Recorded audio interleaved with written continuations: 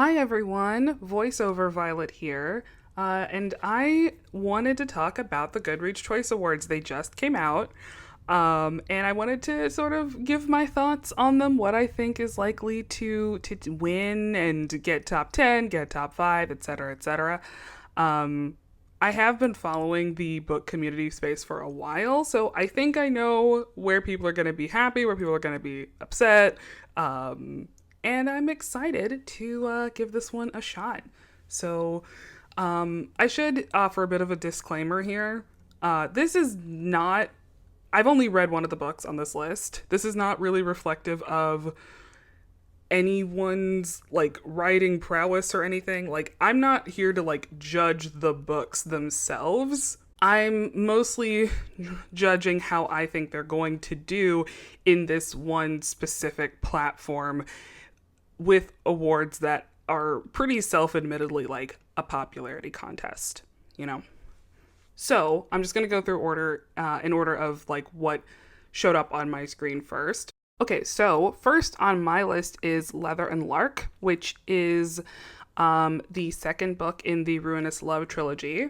I think this is really here because Brynne Weaver's earlier book in this series, Butcher and Blackbird, was a huge indie darling last year. I think it was a Kindle Unlimited book and was super popular. And I think this is here kind of to make up for the fact that Leather and Lark was not last year. So the setup of this is it is an arranged marriage slash marriage of convenience between a contract killer and a singer. And I don't know, it sounds cute and fun and violent, much like her previous book. It has 133,000 ratings and an average rating of 4.01. Honestly, I think this is just a little too middle of the pack in terms of ratings and average rating to be a real contender for winning. I'm not even convinced this will get top 5. So second one, we have Just for the Summer by Abby Jimenez, which is the third of the Part of Your World trilogy. I believe Part of Your World and Yours Truly were both on the Goodreads Choice Awards in previous years. So her being on here makes total sense. Also, just given the success of this book, it has 520,000 ratings. The average rating is a staggeringly high 4.39. So they're two characters who both feel like they're kind of cursed and unlucky in love. Like they both have basically the like good luck Chuck thing where the person they break up with then meets their soulmate next. So they both feel like they're cursed and they decide to go on dates together to break each other's curses. Basically, they find each other online and then, oh no, they start to catch feelings. So this sounds very cute and fun, and it is a huge hit. Everyone loves this book. So I think this is a shoe-in for top 5. I think there's really only one meaningful contender for number 1 with this book. I think this could actually take it though. It's gonna come down to the voters a little bit. I think this could actually take it. It just has a mammoth number of reviews, so it could do it. It could eke out the like front runner. I think it's runner up for sure this year. So next we have Wild Love by Elsie Silver. Elsie Silver is another indie darling. This is the first book in her Rose Hill series, which is a sort of Western cowboy series, and it's a best friend's little sister trope. And this one, I think people actually like the sequel to this one a little bit more. I'm not shocked that they picked the first one in the series just because, you know, that's the bigger one and it came out earlier the year. It had more time to gain traction. Again, this one's kind of in the space with Butcher, Leather and Lark for me. I think it might make top 10. Next, we have The Love of My Afterlife by Christy Greenwood. This is a standalone, and I think this is sort of the more women's fiction-y kind of lean. The list Goodreads tries to include a few kind of wild card, a little more out there and slightly more like literary ones, and I think this might be that pick for this year. So the heroine dies, meets her like soulmate, who she thinks is her soulmate, in the afterlife waiting room, but he's getting like sent back down to earth for like reincarnation basically, and so she finagles basically that she's got to find him and win him over in 10 days. So okay, so first off, this has a average rating of 4.11, which is pretty good. Number of ratings 30,928. I just don't think this has enough ratings to get to top 10. I think it's going to get knocked out this round. Just not enough traction, you know? It does sound pretty interesting. In fact, I'm going to add it to my want to read. But I think it's a little too... It just doesn't have enough... It doesn't have the audience, I don't think, to really make it on the list in the long run. Okay, next we have The Pairing by Casey McQuiston. So this, I think, is on the list because Red, White, and Royal Blue won, what is it, 5 years ago now? It's been a minute, but it did win the year it got nominated. It won the romance category. And also, I think One Last Stop also got nominated the year it came out. So Casey McQuiston's a bit of a Goodreads Choice Awards darling, so I'm not shocked it's here. I also think it's here because this is maybe an MM. I believe one of the characters in this comes out as like non-binary later on, but it's a queer romance, I guess I'll say, between two sort of mask characters. So it's a second chance romance. They're decide to like hook up on a food tour that they both happen to book, and then they might find their way back to each other. So this has a 3.8 rating and average rating, and has nearly 20,500 ratings overall. I don't think this has quite a high enough average rating, and it definitely doesn't have enough ratings overall to make it to top 10, I don't think. Then we have the first of two Ali Hazelwoods, which is Not in Love. This has 153,500 ratings and an average rating of 3.65. So this is Ali Hazelwood's, I believe, first crack at an erotic romance. This was a bit of an experimental year for her. We'll get to that later. She really kind of tried to push herself out of her comfort zone a little bit this year, which I think is cool. I think the average rating's too low, honestly. And because she had another book that came out this year that is on this list, not only are her votes going to be split, I think more people are going to vote for her other book because it has more ratings and it has a higher average rating. So despite this being like having more ratings than some of the other books we've already talked about, I don't think it's going to make top 10. Next, we have This Summer Will Be Different by Carly Fortune. So Carly Fortune, I think, okay, this is going to sound like insulting and I don't mean it to be. Carly Fortune strikes me as a person whose books are at the airport, you know? Like, they're like really like for the casual audience. And that's not like a bad thing. I just think that she's not super loved in the sort of booktube romance space, but she's clearly very popular, right? So she has nearly 214,000 ratings. Her average rating is a 3.99. And this is this isn't labeled as a series, but it is. I think they are somewhat connected to Every Summer After and Meet Me at the Lake, just because of their cover design. I think they have some overlapping characters and stuff like that, but it's not labeled as a series, so I guess you can read these as standalones. I believe this is a sort of second chance romance, best friends, brother, sister type of deal. They've been sort of hooking up off and on over the summers, but they've been keeping it a secret, and now they're like, we're gonna be really done this time, and that doesn't happen. So yeah, this sounds cute and fine. I don't think So I think it'll get top 10 just because of the number of ratings, like 200,000 ratings. I don't think it'll make top 5. I don't think it's a contender to take it. Next, we have The Paradise Problem by Christina Lauren. Christina Lauren's another kind of romance darling / Goodreads darling. This is, I believe, a billionaire / rich man romance, and it is a second chance romance. And then they need to fake a relationship for him to receive his inheritance.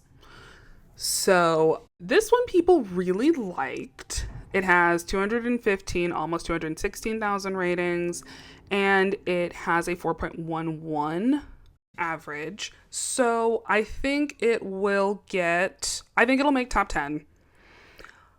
I don't know about top 5. It could make top 5. I don't think it can take Abby Jimenez out or the big dog, but I think it'll make top 10. Okay, so next we have The Rom-Commers by Catherine Center. So the setup of this is Grumpy Sunshine. She is rewriting a script for a very famous screenwriter who doesn't believe in love but is writing a rom-com, and she's like a big romantic. And Catherine Center's been on a number of these lists before. She is pretty popular, I would say. I think her books also lean a little more... I don't know if they lean... I think they do lean a little women's fiction-y. Or like chicklet-y. I've read one book from her, The Bodyguard. I thought it was very cute. So this does have a solid rating. 4.12 is really good. It has 92, almost 93,000 ratings. I think it could cusp top 10. I don't think it's gonna... It's not top 5, that's for sure. Honestly, I'm not sure if she is going to make top 10 because I don't think she has. Okay, so next we have Swift and Saddled by Lila Sage. I gotta say, I've not read her yet. I love her covers. They're kind of like throwbacks to like kind of 40s pulp comics, and I think they're just gorgeous. So it's got a 3.96 and 77,000 ratings. It's a cowboy romance. She's a city girl. We got opposites attract happening here. And I don't think it's going to make top 10. It doesn't have enough ratings, I don't think. And that the average rating, I don't think is quite high enough for it to overcome that. Next, we have the one book I had not heard of, Lies and Weddings by Kevin Kwan. This is the guy who wrote Crazy Rich Asians, and his stories are all about, I believe, like the Hong Kong ultra rich. A lot of them are very sort of satirical. First of all, this is a 3.79 and it only has 30,000 ratings. I just don't think this has the legs to make top 10, either on ratings or on average rating. Just not enough people have read it to vote for it. So yeah, I think this one's interesting. I'm glad it's here. We don't have a ton of Asian representation on this list, so I think it's cool that it's here. If there was another Crazy Rich Asians movie coming out soon, I think this could have probably picked up more traction, and maybe had a better shot, but as is, no. Okay, next we have How to End a Love Story by Yulin Kwang. This is I think this was a book of the month book. Which is probably why it got sort of the traction it did. I also remember she was on a ton of podcasts around the time this book came out. She was on Fated Mates. She was on maybe the Heaving Bosoms podcast, maybe a few other ones. So her press tour, immaculate, I gotta say. Her book itself... I think this has too much of a traumatic premise to make it. And I think this will explain the rating as well, because it only has a 3.68. So, basically, content note, good lord, for suicide/death of a loved one. So basically, our heroine Helen had a sister who was struggling with depression and like basically ran into a car to end her life. And the person driving that car is Grant Shepard, her Helen's then boyfriend. Obviously, this causes a ton of strain in their relationship for obvious reasons. They break up, and years later, they are writing on the same television show, and their feelings are starting to come back. I think this is. I have not read this one again, so take it or leave it. I think this is just such a charged setup that I think it's going to throw some people off, regardless of how it's written. So I'm not surprised that the rating is that low, even though the readership is that high. Some people really love this book. It's just really polarizing, right? Oh, it's also a Reese's Book Club pick. So yeah, it had Book of the Month, Reese's Book Club. It had this wild press tour. So it's certainly an ambitious story. I think that it's just so charged that I think it would have probably dissuaded a lot of people. I don't think it's going to make top 10. I'd be really shocked if it did. Okay, next we have the one book I've read on this list, which is Bride by Ali Hazelwood. This book I think is top 5 contender. I don't think it quite has enough juice to take down Jimenez or The Big Dog, but yeah, I think it's probably a shoo-in for 3, honestly. So this is the only paranormal romance on this list. The one thing I was kind of shocked by is that it was not in romantasy.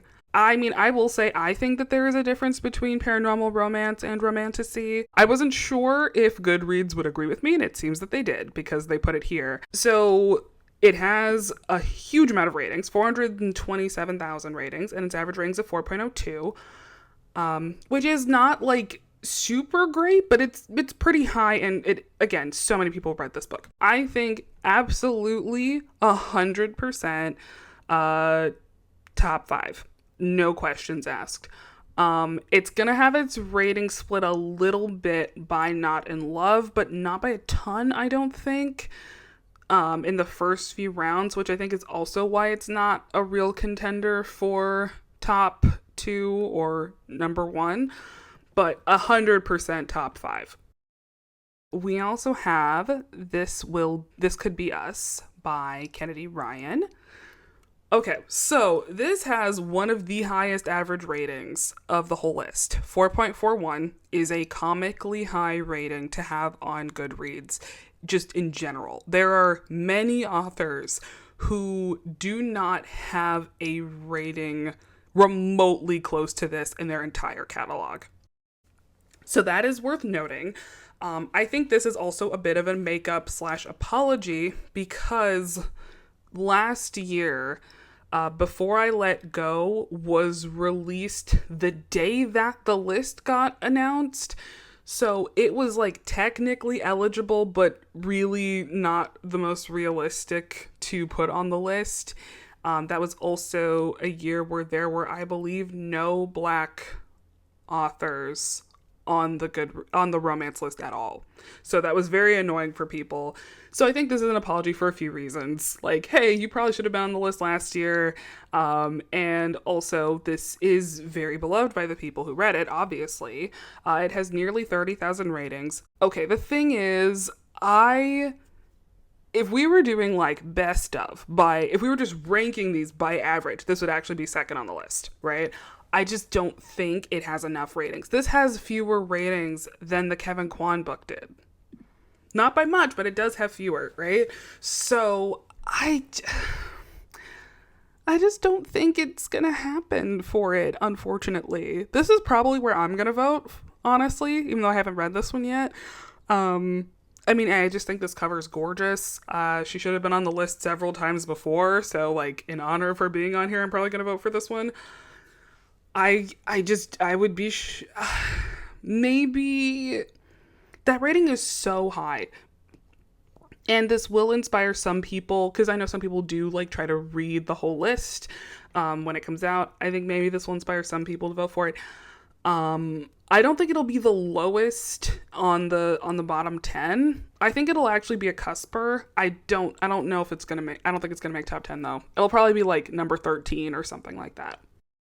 So next we have Daydream by Hannah Grace. So Hannah Grace has been on the list before. Okay.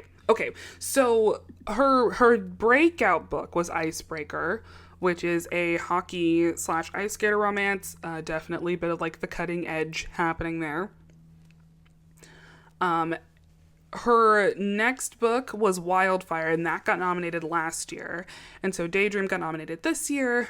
Again, this is like kind of middle of the pack, right? 92,000 and a half-ish ratings and 4.01. I think this is sort of like a Tudor 2T romance. Apparently it's very cute. I love this cover. I know some people have feelings about the woman who draws these, and I think everyone should leave her alone. She's great. She's great at doing what she's doing. I don't think this has enough to... I think it's going to be a cusper. I don't think it's going to make top 10.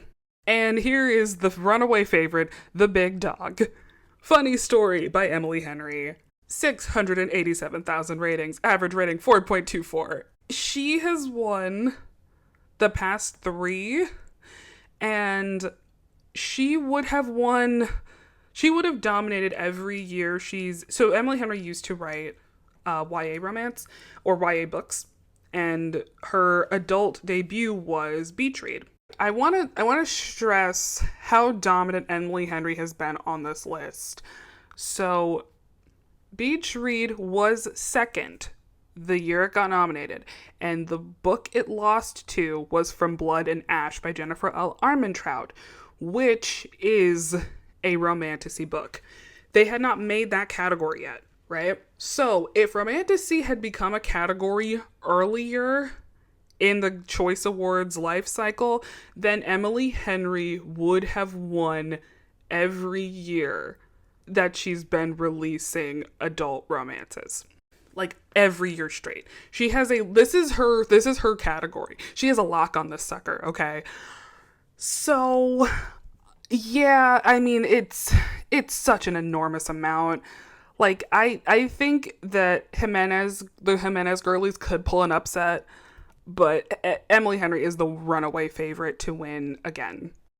Next, we have A Love Song for Ricky Wilde by Tia Williams. This is her second sort of like adult romance. I'm not surprised she made the list because one of her previous books, 7 Days in June, was a huge book and got nominated for the Choice Awards the year it came out. So she's kind of a shoo-in, I think. This has a 4.04 rating and average rating and 26,000 ratings. I think it's got some magical realism. There's some reincarnation stuff happening in there. I love the cover. It's absolutely gorgeous. I need to read her. I don't think she's going to make top 10.